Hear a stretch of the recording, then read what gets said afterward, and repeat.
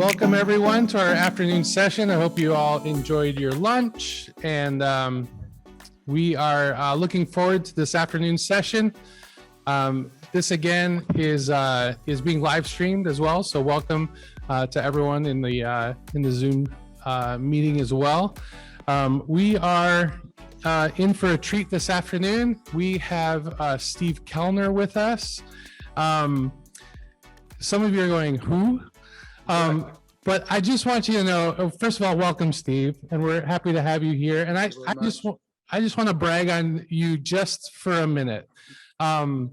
If the Salvation Army had a special forces that like happen behind the scenes and like, you know, they're full of snipers and, you know, special forces and stuff, but you can't know who they are, that's Steve. And I think Steve is that way in the Salvation Army music world. You probably have played some of his music and maybe not realized it. He is a very fine composer. He's a really, really good euphonium player, which we'll talk about that in a little bit. But he's also a bandmaster of the National Capital Band, as well as a good soldier at his core as well. So if we could just welcome Steve real quick and just thank you again. Thank you very much. Thanks again for your time. And I'm going to look at this screen, so don't think I'm ignoring you if I'm not looking at the camera directly at. So Steve, just tell us a little bit about yourself and your background in Salvation Army music, and maybe your upbringing and growing up in the Salvation Army. Sure. Well, I'm a lifelong Salvationist, although I was away for a while. So my folks are retired Salvation Army officers, and they were officers almost my whole life. I was a little kid when they went to training, and so I grew up in the Army and in Army music programs, and I was very fortunate to be in Corps that had very excellent music programs. Atlanta Temple Corps when I was a little kid and up through sort of my early senior band days, and then the Prince George's Maryland Corps, which at the time was a very fine band and songster brigade. So that's pretty much my Army background. We didn't move around as much as maybe some officers' kids. My folks were on the training staff for 7 years, so that was kind of my real growing up there. Yeah, and of course I did camps. We didn't have anything like conservatories back then, but I did go to music camp, and I went to TMI, sort of like CMI, of course. And then I did play in high school band. That's actually where I started playing euphonium. I was a cornet player to start out with, and then became a horn player for a while. And then when I got to high school, I had to, choose something else. So I started playing euphonium, and then eventually trombone, because I got interested in playing in jazz band. And yeah, pretty straight ahead background, I think. And so one of the reasons why Steve, or one of the things about Steve that we all know as well, is he was a part of the President's Own Marine Band and played euphonium in that group. Can you just tell us a little bit about that journey? So you maybe graduate high school, and then what? Well, I went to college, but not very successfully. My folks went on missionary service about 2 weeks after I graduated from high school, and I was 17 years old. So I moved in with my best friend, whose parents were the divisional commanders in the Oklahoma-Arkansas division. And so I did go to school for about a year at Oklahoma City University, and that's actually where I had pretty much all of my euphonium lessons in my life that year. But I kind of flamed out, and believe it or not, I got married the next summer. I was 19 years old, and moved to Washington, D.C. I was a community center director for the Salvation Army up here. And I didn't have a lot of direction. I was pretty interested in music, but didn't really know kind of where to go. And this is a little bit of an apocryphal story, but I was at a DHQ Christmas party and sitting across from Mike McDonald, who's a cornet player that was in our territorial band. He was a DMD many times, and he was just telling me about being in the service during the Vietnam War. He was in a military band in Atlanta. I don't know, something kind of perked my interest up there, and I was like, well, that, maybe I could do that. Just try to play for. And I wasn't really thinking about a career. I was just thinking about doing anything but what I was doing at the moment, which was not a whole lot, honestly. So I went to see a recruiter, and I actually came into kind of the bottom tier of the U.S. Army field music program, which was what they call a division band. There's a combat infantry division. So I went to boot camp at Fort Dix, New Jersey, and then I went to have a school of music down in Norfolk, Virginia. So that process takes, I don't know, 4 or 5 months, something like that. And then I reported to my first duty station. And then I was there about 13 months. And I had a friend who was in this Atlanta band that I was interested in. And an opening came up there. And so I auditioned and ended up there. And I honestly probably would have stayed there forever, but they made some interesting personnel decisions about that band. And I was going to end up being sent overseas, and I had little kids at the time. And Steve Bulla, who I was in the territorial band with, told me that there were some openings in the Marine band. And honestly, I took the audition just to be able to say I did it. I didn't think I was in that level, honestly. And but I went up there and took the audition, and then lightning struck, and I ended up winning. In fact, I had to call my wife to find out if we really wanted to do this, because we had never discussed happening. But that's how unlikely it was, because everybody in the Marine band is grad degree, or there were like 40 doctors of music in the band, and I was like a guy with less than a year's college credit. Although I had been in the service about 7 years at that point, so I had kind of OJT'd my way up, I guess. So that I started that in 1987. I joined the Marine band, and then was there about 17 years, and 11 of those I was the principal. Which, of course, that group is, their main mission is to serve the president, the White House. So we were over there all the time for, you name it.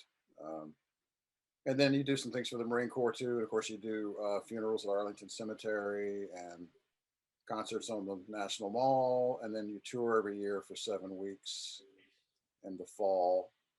So I did quite a few of those, probably 15 of those. Yeah, so it's for a euphonium player, it's a great job, obviously. And really some really wonderful people. It's just a super nice working environment. It looks like it's much more strict than it is, because you have the kind of Marine Corps thing. We all had short hair, of course, but it's actually for an Army brass bander, it would be sort of old home. It's sort of that culture. So that's the nutshell version of that. Yeah, no, that's great.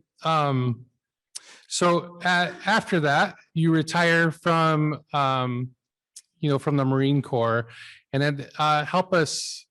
How did you get connected back to the Army after that? Yeah, we had left the Army when I was about 35, I guess, for various reasons. Mostly to do with our home corps. So we were Methodists for most of that time.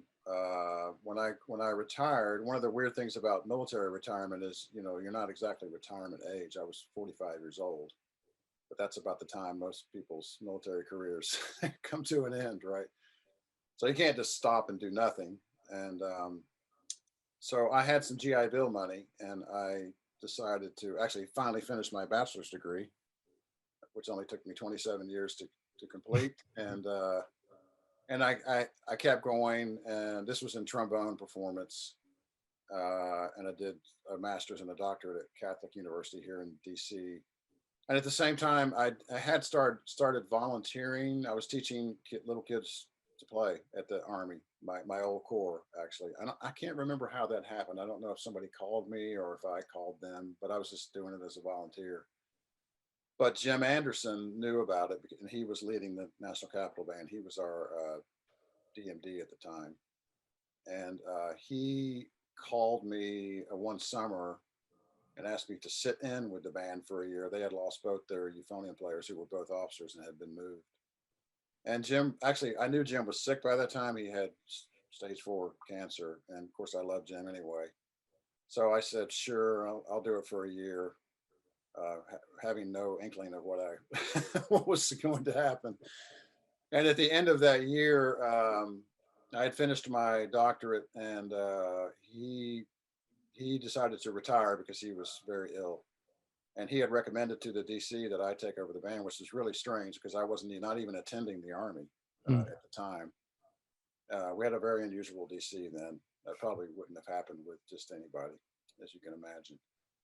So, but I had noticed when I was in the band that I really liked what the band was doing. I really liked the spiritual component of it. I liked everybody was on mission. I liked the fellowship. I missed it, of course, because I'd grown up in it.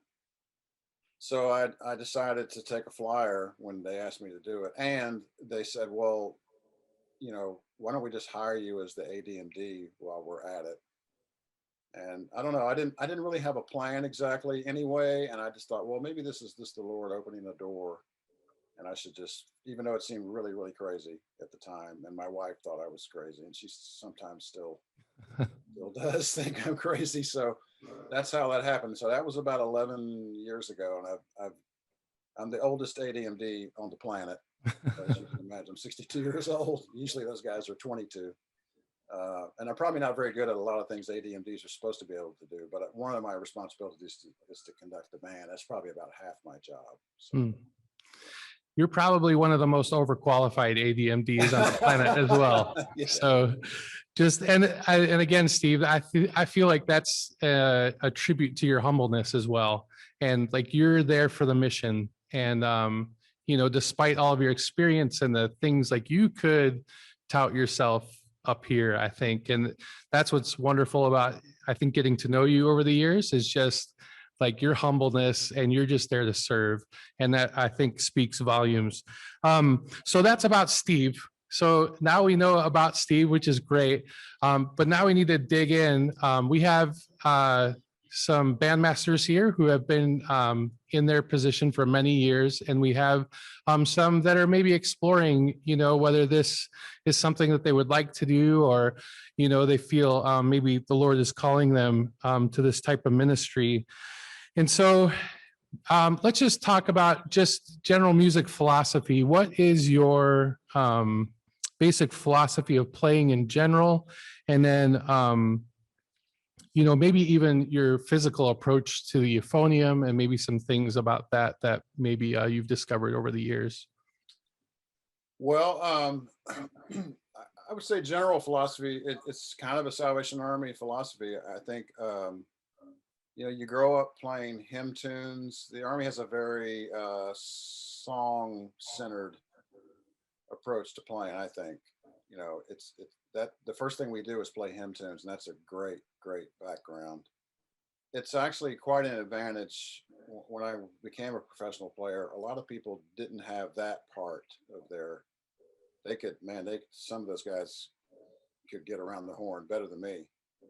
But playing a melody and just playing expressively, that's something that we're all doing. Maybe you don't even realize you're doing it every Sunday, and of course you have the additional meaning because of the words that are attached, and because it's an expression of worship. So, playing for me is just it's a worship activity. Actually, it's that way all the time. It's not just at the Army, it's whenever you're playing your instrument. So yeah, just singing through the horn and playing as an act of worship, I think.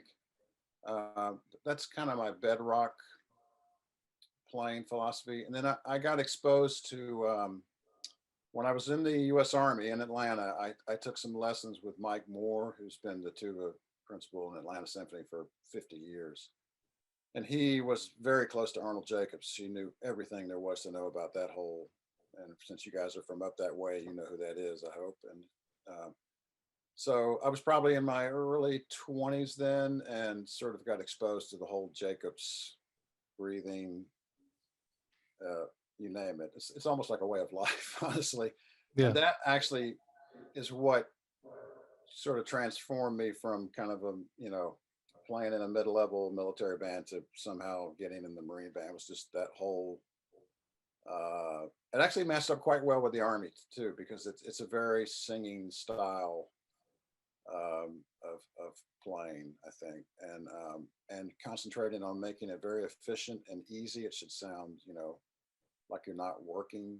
That's what attracts people, is a nice sound that sounds like it's effortless. And it turns out that's a really good way to play if you want to play a long time too, because if you're working too hard, then things start to crop up, injuries, and you probably all know players that, in sort of in mid-career, Mm. something happened because it turned out they were working a little bit too hard all the time. Even some really fine players and some very well-known players. So I'm still hanging in there. I don't play probably like I used to, but I don't have any sort of career-ending, problem or whatever. Yeah, so that's my basic playing philosophy, and physically the same. Just being relaxed. I'm kind of manic about the breathing and buzzing stuff. I have been for forever. I think everybody should do a lot of that. It's as good or better than regular practice, believe it or not. And it floats the boat of all your playing. Everything about your playing is better.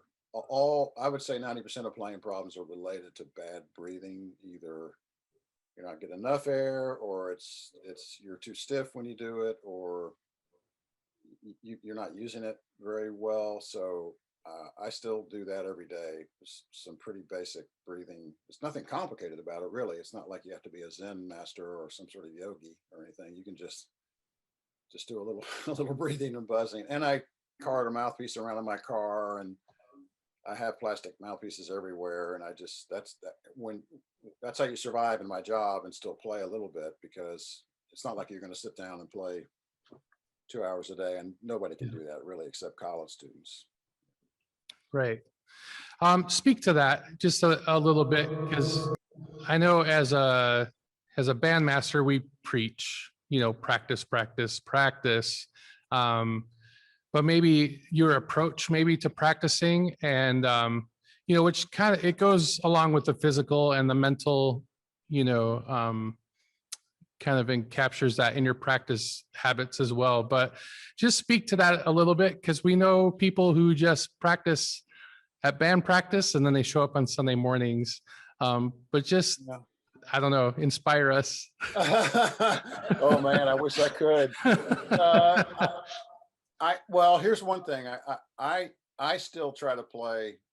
I still try to practice, even though I don't play in my own band, because I do feel like you can't get up there and say it unless you're living the life that the players are living. They're busy people just like you are.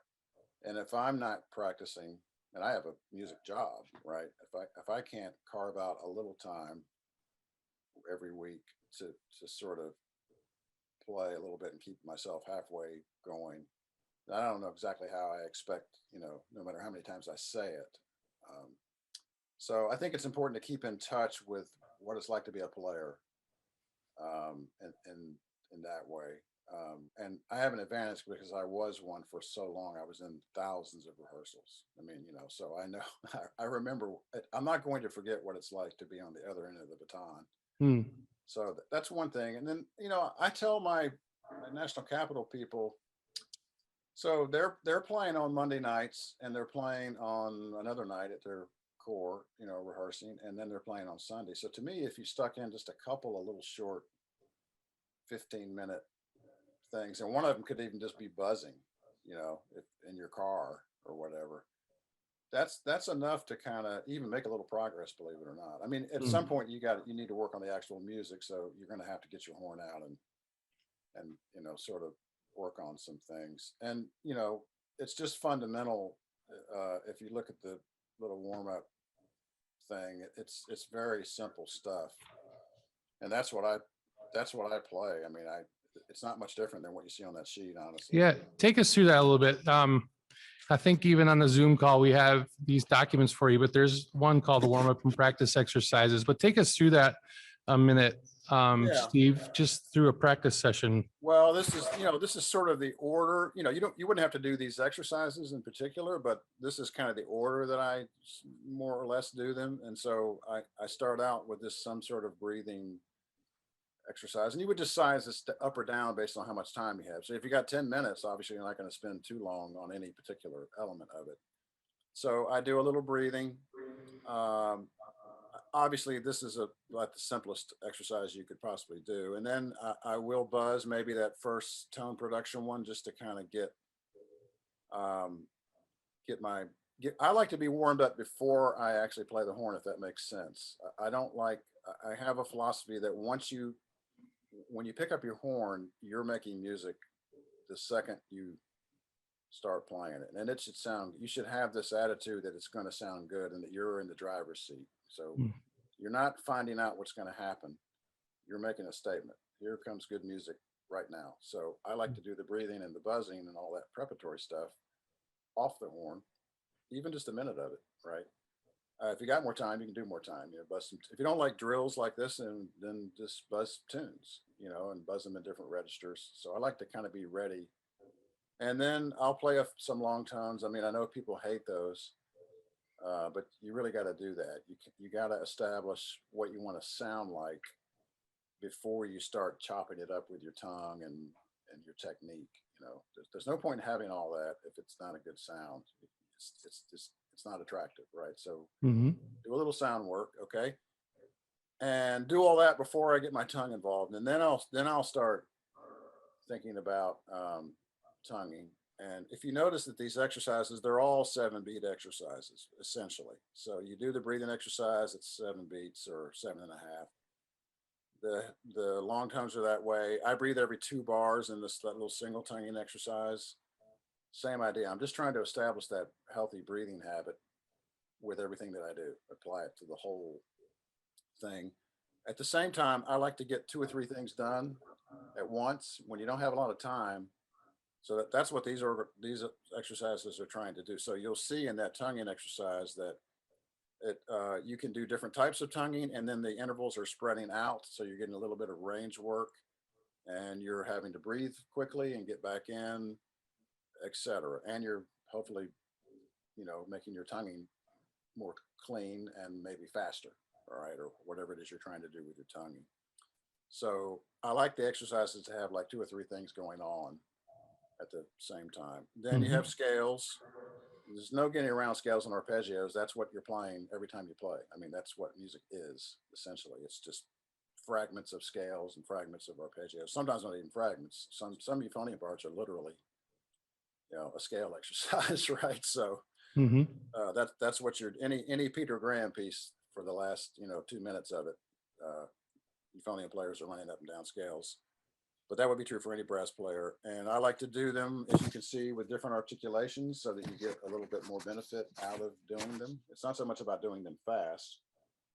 It's just about, you know, getting your fingers going, and maybe doing some slurred, some tongued, that kind of thing. On the next page, so I actually do chromatic scales earlier than this in my warm up. I do them way back after the long tones because I really love chromatics. I think they're pretty crucial. They're just super good for your rhythm, for your evenness of tone, for your range, for your endurance. And one thing I've noticed about chromatics, and this is true for my college students that I teach as well, and that is that you either can play chromatics or you can't. Like when sometimes in solos, when hard passages come up, my students can work up certain hard passages no matter how. One thing they've never been able to work up, chromatics just don't get in like a month before a jury, or they don't get a whole lot better. I don't know why that is. So to me, you should just do them every day from way back when you're 12 years old, and then you just have it. And whenever it comes up, you're ready. It's not, a piece like Resurgam, you better have your chromatics down, right? But even in some other simpler pieces than that, it just comes up. And then you can see some slurred intervals. You've got to get control of the horn. Just playing slower intervals where you don't have a valve change to help you. Again, everybody hates these. They take a lot of concentration, and everybody sounds bad on them, including me.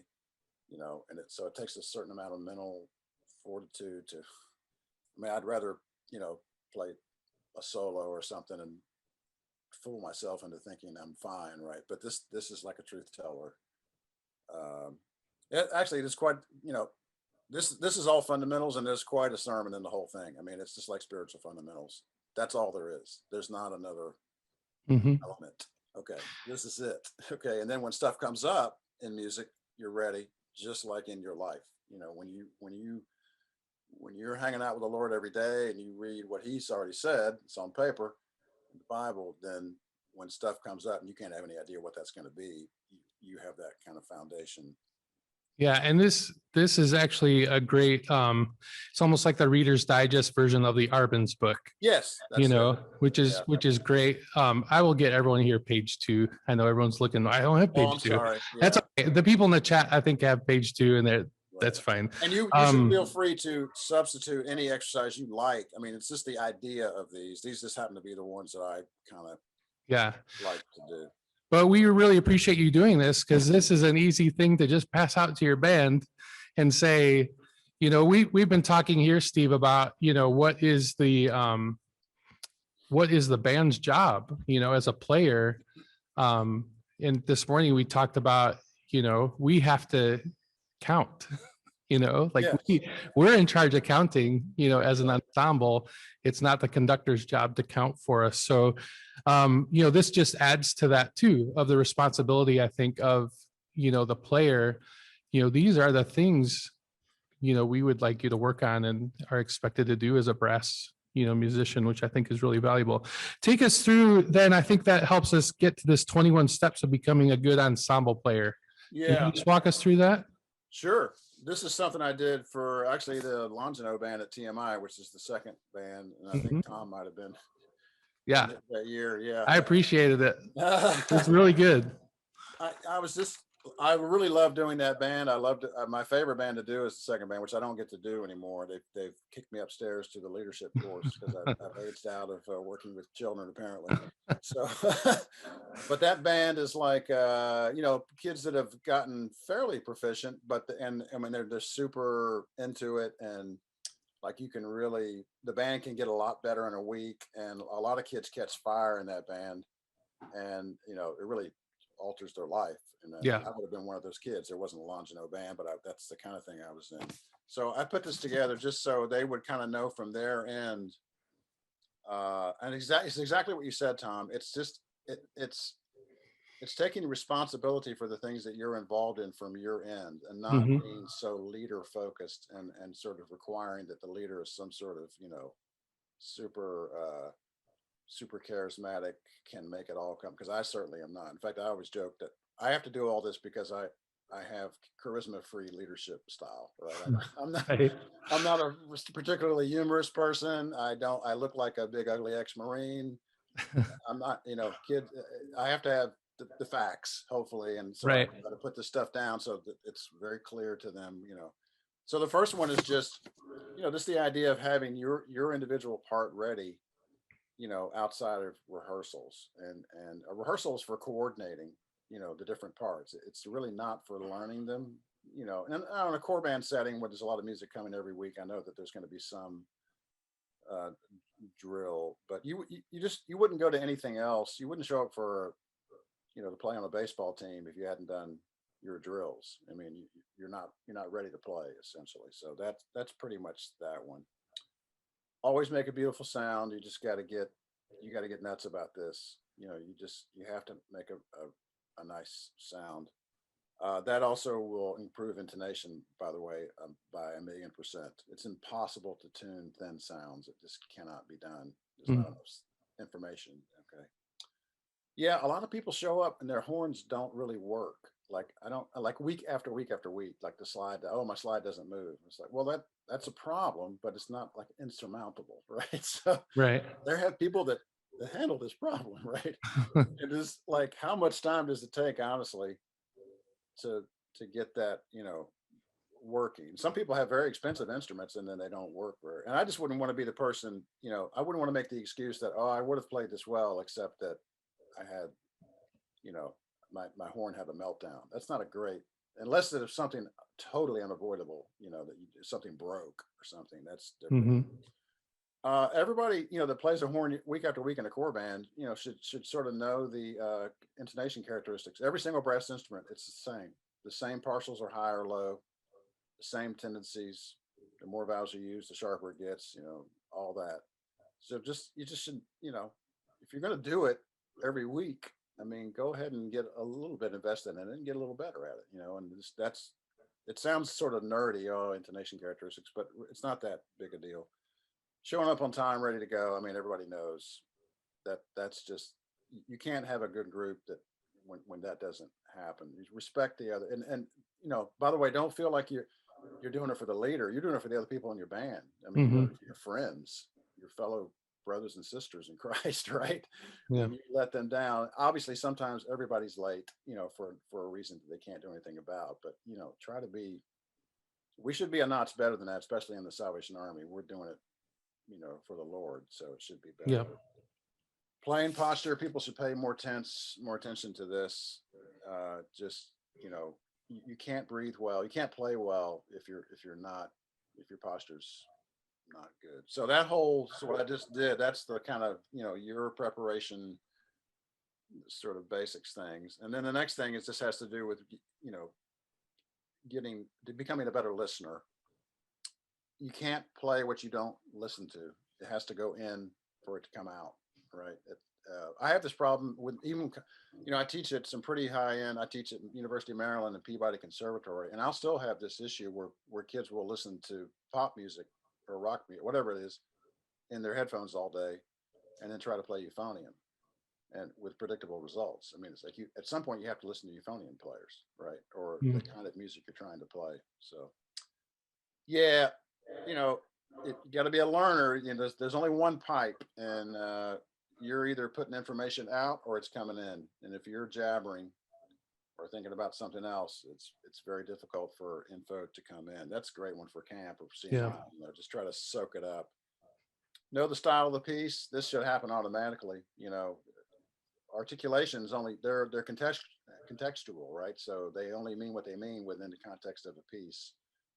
I always say, try to learn hymn tune and march styles way out on the poles, and then, you know, everything else sort of falls in between. And that's a good way to rehearse too, by the way, bandmasters. Start off with a hymn tune and go right to a march and get everybody in that mindset that we can switch this on and off just like a light, right?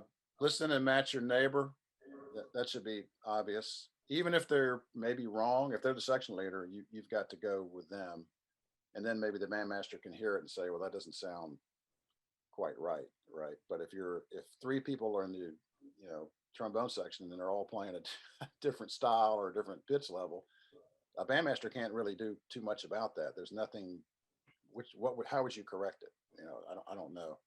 Know your role. That's just about knowing, you know, what your job is at any particular point in the music. Am I accompanimental? Am I the background chords? Am I the counter melody, the rhythm? Am I the main theme? Whatever that is. Also has a fantastic spiritual application about, you know, sometimes it's somebody else's turn to be in the lead and you're supporting.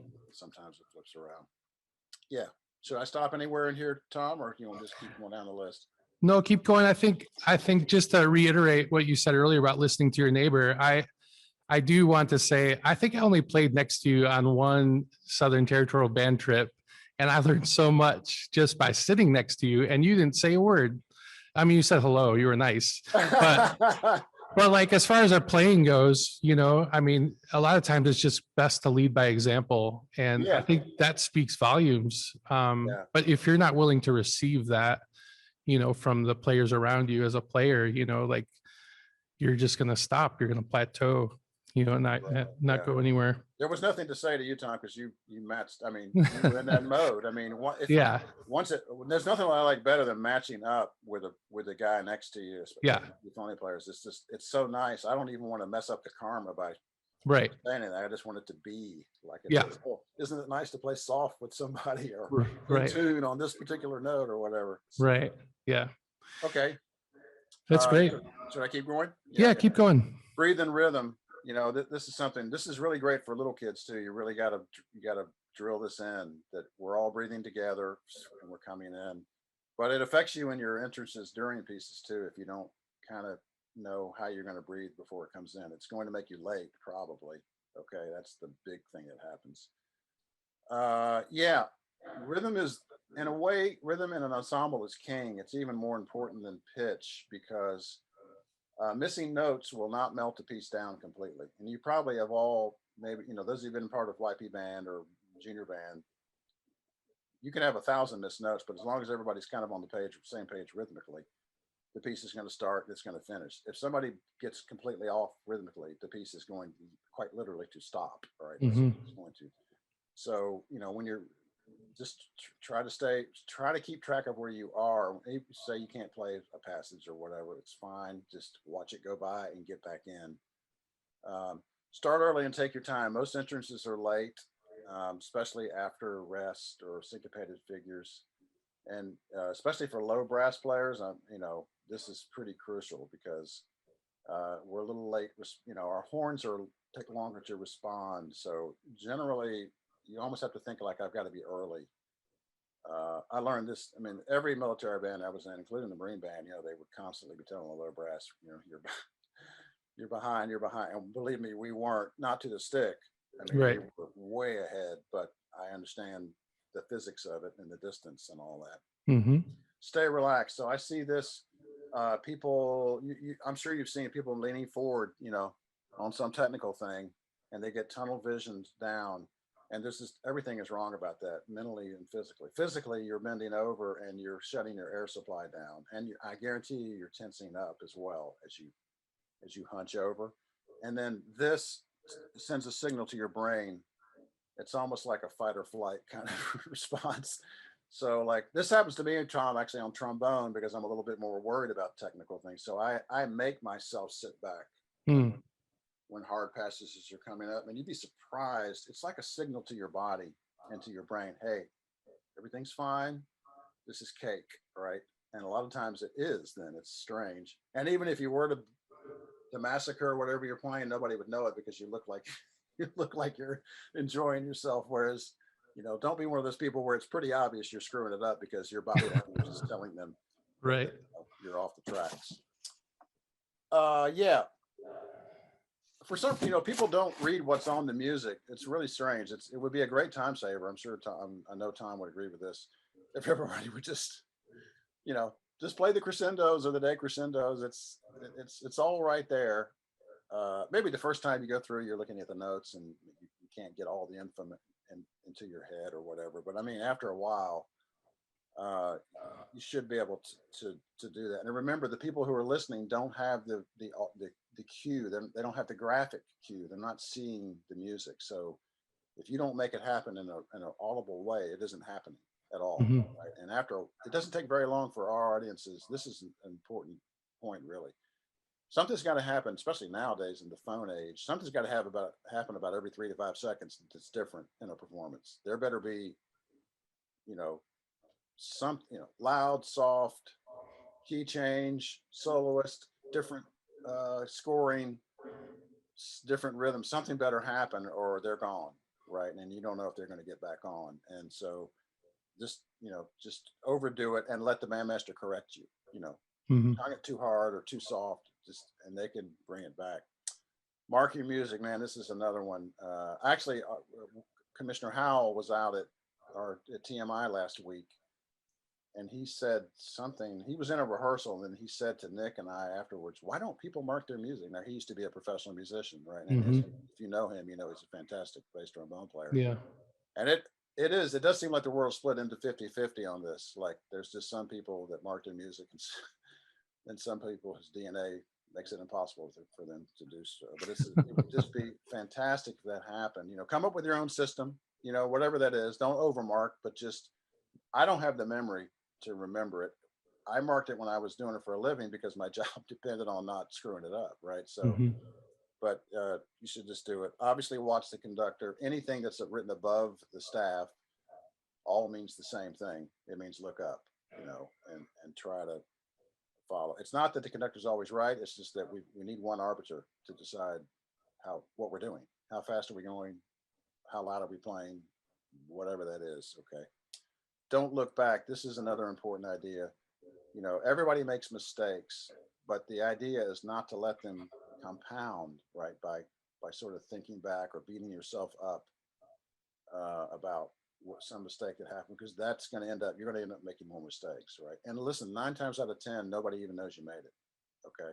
I found this to be true in my professional career, where I thought it was audible. You know, the Marine Band used to record every tour concert, so you could hear back. And sometimes I thought, well, this is, man, I don't want to hear this because I know I screwed X up. And then it's at least to our recording, it was inaudible, right? Mm-hmm. So just move on and make the rest of the piece or the concert good. Yeah, know the message. I mean, obviously for Salvation Army musicians, this is should be number one. I just saved it for the end because it was so different. You know, it's not only important because let's see if I can think of. There's three things I can think of. One is you're trying to communicate a message to people, and obviously, if you don't know the message, you can't communicate it. And that might sound kind of weird, like some sort of ESPN thing, but it does somehow come out in the music. Okay. Number two, it makes you play better. You will play better when you're connected to the message of the music and you understand. We just did the Holy War, TMI. Okay. Mm-hmm. That's that piece is like its own world. It's like playing a Tolkien novel, or or a Harry Potter novel. Mm-hmm. And the more you know about every bar in that thing, the better. You can't play it without knowing that. It's so crazy hard to hear and everything without that. And what's the third thing? Oh, well, the third thing is you personally get more out of it then, right? Because you're more invested. You this we are of a tribe of musicians who the way, maybe the main way we communicate with the Lord is through music and arts. Okay, so that's the way He talks to us. We hear pieces, soloist, something happens. The Holy Spirit moves. We worship the Lord through this activity. Okay, so this is like our conduit to the Lord. This is what I find. This is actually the reason that I started writing music and continue to write. Is something happens when in the process of writing where I really feel like I'm just like lined up with the Lord in a way that I'm typically not during a sermon, perhaps. Okay. Mm-hmm. I don't know why, but I think that's our people. That's us, right? We get a lot out of it. So obviously the more you know about the piece, about the song, about how the piece is describing what's happening in the words or whatever, it just heightens the whole connection with the Lord and your overall worship experience. So that's my little 21 steps. Yeah, that's great stuff. And for me, as a bandmaster, and these are things, we get so bogged down with, well, I got to get the music ready and I got to plan for this and I got to do that. It's hard to train our people this, Yes. and Yeah. so to encapsulate that even on a piece of paper, the amount of responsibility that a musician, a player has in any group, whether that's songsters or band or praise band or whatever it is, to see that in writing, I think is a valuable thing. And my hope is to share, this with my ensemble for sure. Right. Because I think, we're generations, we're kind of taught by the generation ahead of us, and we may have missed this, or missed a couple of these things, our ensembles, or I need to address, maybe we don't develop our ears enough, in our ensemble, or do I address rhythm, or, Right. all of these different things, which is just a great thing to have. I would, like for in a core setting, you might just take one of these things a week and, Yeah. Look for a piece that sort of fits with that thing, like, oh, this area, this piece would be a good time to talk about X, Yeah. Now I did this in a camp setting where I had 17 rehearsals in 6 days. And so I just dumped it Right. all. Actually, I did do them sort of one at a time or more or less, Mhm. obviously you don't want to flood the zone with Right. it, but you just pick your spots, and over the course of a year or two with your band, if you're up there, they're going to sort of pick this up. And then hopefully it becomes part of the band's culture. So when new people come in, it's just, this is the way we do it. Yeah. Kind of thing.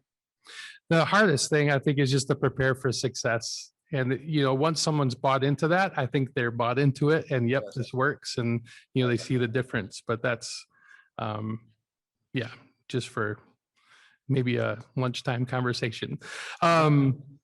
We have about 15 minutes. I don't know if anyone has any questions or,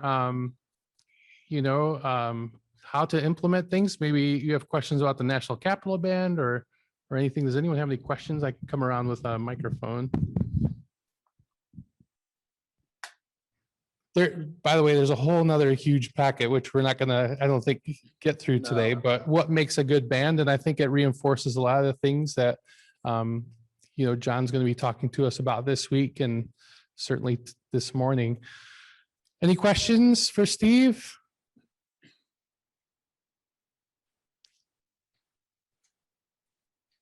Nothing. Oh, there is a question. One sec.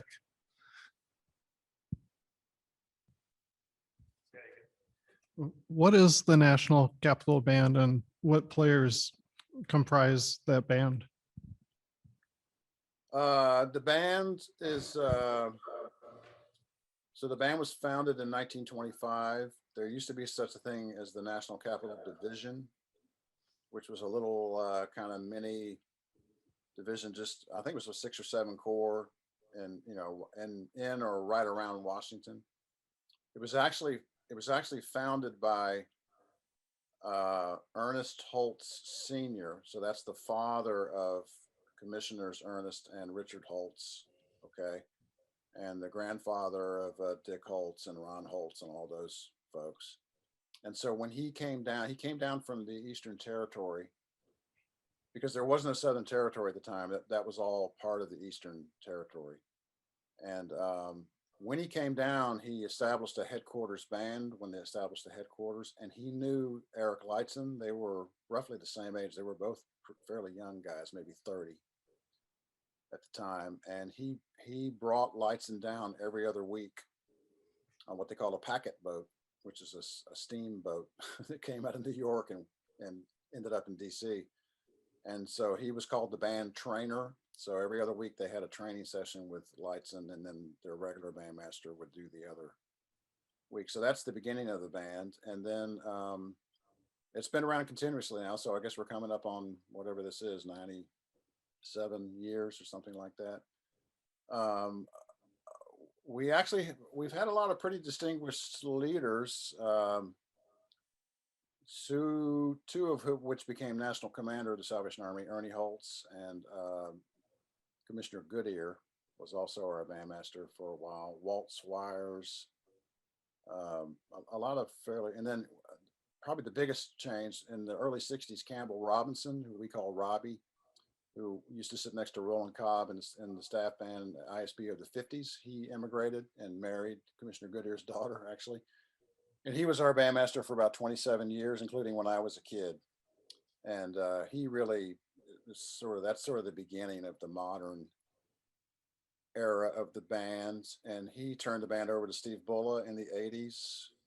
And then Lars Youngholm did it for a while. Eventually Jim Anderson, and then me. So it's technically now our division has changed numerous times, including I'm wearing a Potomac Division shirt. That's the new division. We just combined with the division to the north of us. So now the band is, I guess, actually the divisional band of the Potomac Division, but it kind of operates like a staff band because we rehearse every Monday night and we play once a month at something, either in or out of town. So having weekly rehearsals obviously is pretty advantageous. And yeah, so we're certainly not a super band or anything like that, but it's a nice band, and we have a pretty consistent role in our division and in our area. We have an area command here. We do a lot of public events in Washington, play on the wall, and the kind of things that come up in an area like this. So yeah, that's the band. Steve, you're not going to say it, but I'll say it. The National Capital Band has a tradition of excellence. They've always been known as a really good band within North America, and they continue that, I think, today. So Yeah, Dave has a question. I'm sure you can read these off quickly, but could you just go through on number 4 on your 21 steps, what those fingerings are, like first valve D is flat or et cetera? You probably have them recited. I love that. Thanks. Okay.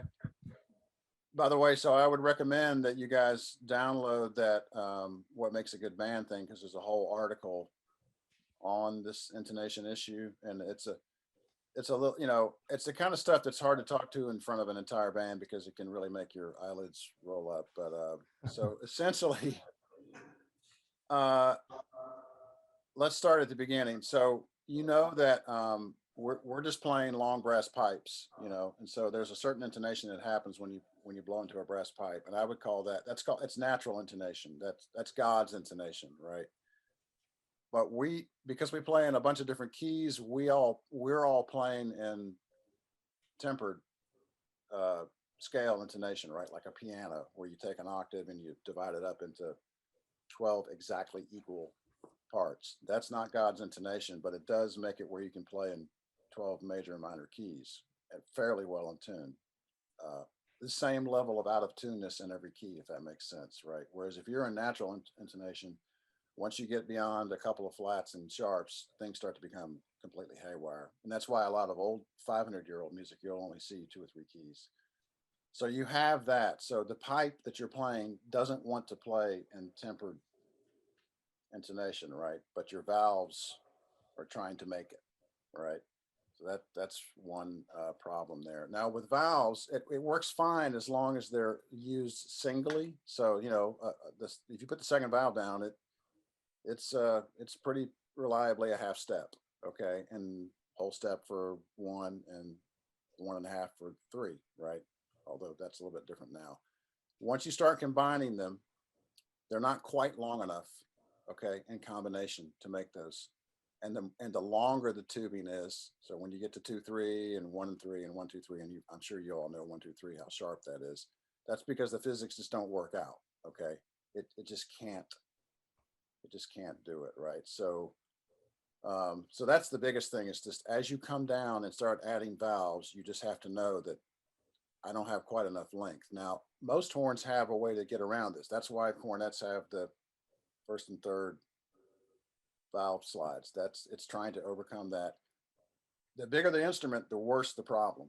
And that's why when you get to euphoniums and tubas, they had to go completely haywire and put an entire separate section of valve tubing on the back of the valves. Okay, that's what the compensating system is. And they have to have a 4th valve, right? Because the tuba would have to move it a foot, okay, to make 1, 2, 3 line up. That's how far you'd have to pull a slide, all right? So they said, the heck with that, we're just gonna put a hole in it. Trombones are literally playing their tuning slide, all right? They don't have a problem. Actually, in most bands where the problem is now is the horns and baritones, because they don't typically have the adjustability unless you have an expensive 4-valve horn or something with a trigger on it. But so in general, your octave Cs are going to be in tune, okay? The partial is in between them. The G is usually a little bit high, but not terribly high. But by the time you start adding valves and coming down, you're starting to have a problem. The E above the C, okay, top space E on the brass instrument, is usually a little under, all right? That's when you can use this to your advantage, because so everybody knows that a way to raise that E is 1 and 2. And the reason is because the sharpness of the valve combination is counteracting what the horn wants to do. Top line G above the staff G is a sharp note, and so are almost all the notes coming down. So anytime, you know, if you have a G or an F sharp or an F in music, in brass music, I'll typically put a down arrow on it if it's something I'm holding, because I know it's going to sail. Okay. If it's an E, it's probably a little under. You know, I try to play my G's low. Most people get a little bit sharp in the low register. They don't open up enough to push it down. All right. So that's just sort of the basics of it. It gets a lot more complicated because depending on the key you're in, okay, a note might be a little higher or a little lower, or depending on the chord member you're playing. it might be a little higher and a little lower. So really, you can really get into the weeds, but for the purposes of just most brass band players, it's just knowing, okay, this partial starts a little low or a little high, and I need to know that. The biggest problems I would say are just, between C and G in the staff, because those are difficult to correct with fingerings. All right. Although you should try to mess around with alternative fingerings and find out what lowers and slightly raises the pitch, so you kind of have that in your arsenal. Like a lot of you probably know, you can use 3 for A's in the staff or E's on the bottom. Sometimes that's a good idea. It just depends on the key where that sits. Okay. So a lot of times the 1-2 is sharp. Okay. But not always. All right. So you can't be super doctrinaire about it. But you also just can't blow through and act like nothing's going to happen. And the proof of that, honestly, and I don't want to, throw stones, but there's some really, really good bands, say in England, and you probably have some recordings of them, especially a while back. Okay. You can hear it. I know Tom can hear it in euphonium parts. I mean, these guys, their solution was, we're all going to go sharp together. They all were playing Besson instruments. Okay. And when they got to F's and F sharps and G's and even some notes above that, it just all sailed together. But you can hear how far it's off, and it kind of blows up the chords, which affects the overall sound of the band. Usually makes them sound a little tinnier to my ear. So I know that's a long answer, but there are some really good charts online. My article has a chart, but you can get on and just type in intonation characteristics of brass instruments. They'll even give you how many cents it's sharp or flat, all that info, and maybe some alternative fingering ideas as well. Yeah, I think the biggest thing, and not to oversimplify it, but I know like Peggy used to just preach, just be in each other's sound. And it's about teaching listening, more than it is, it's great to know the physics and great to know that knowledge. That's important knowledge to have. But when it comes down to it, it's about developing big ears. Right. And listening to players that play in tune. So what that sounds like. Yeah. Yeah, that's right. As much as we have to develop our physical face and fingers and all those things, these are muscles too. And we have to develop those as players and as conductors as well. Any more questions? If not, Steve, thank you so much. Oh, we have one more. Sorry. No, you're getting it. It doesn't matter.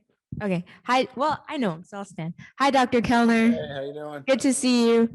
Thanks. So we talked about intonation. How is it ever too soon to introduce intonation when you're teaching younger players? Yeah, good question, because you definitely don't want to confuse them with all that, what I just said, right? So I think the main thing for young players is just to try to make a nice sound, but it probably doesn't hurt to point out, like what I like to do is play with them, on something. And then when you get to the note where it's wonky, like I like for them to be able to hear the waves. That's what I'll point out to a young band. It's like, okay, did everybody hear how that sounded like a World War II bomber going, if it's tubas or something like that. Something simple like that. One thing you can't do is just say that's out of tune or tune it up or whatever. And you can't even really say move the slide, because as Tom was pointing out, that isn't really the solution. It's really your brain knowing what to do and then making the physical thing happen without you knowing it. So I don't know. I guess I probably wouldn't do it too early on, because I don't even know that they don't even have the physical wherewithal to do anything about it. But once they start making a pretty nice sound, then, then you can kind of say, well, that's, and I'm pretty, like with cornet players, I'll get pretty, I know that David Delaney, who's my boss, he makes them start, if their student model cornets have slides that move, he starts making them do it pretty early on, just so that it becomes second nature. So I guess it's the question of how much you want to confuse. Beginners are up against a massive learning curve, because brass instruments are not like piano where you touch press the button and the music comes out. It's perfect. piano sounds the same if I touch it as if Rachmaninoff touches it, right, up to a point.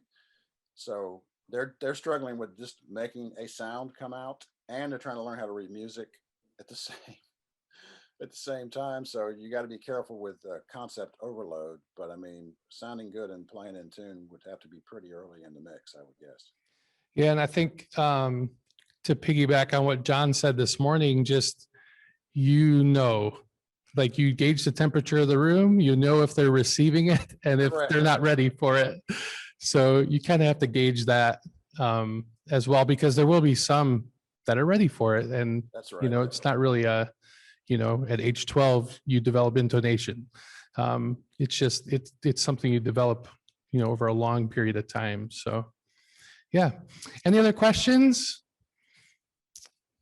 Everyone looks like they have the lunch, Yeah, I know all about it. Yeah. and they're ready for a break, which is fine. Steve, thank you so much for taking the time today. We're so appreciative of that. This is, for what we're doing this week, this is such valuable information, and again, just leaning on your expertise. I want to let everyone know, if you ever want to reach out to Steve, he is always available, and he is full of information and resources and all of those things. So if you need his email address, just let me know. He's uss.salvationarmy.org. Right. And he's always available, and is a great guy to pick his brain, even as a conductor of a band or as a musician, those types of things. So don't hesitate to reach out to him. Thank you again, Steve. All And right. we'll be in touch. Have a great week, everybody. All right.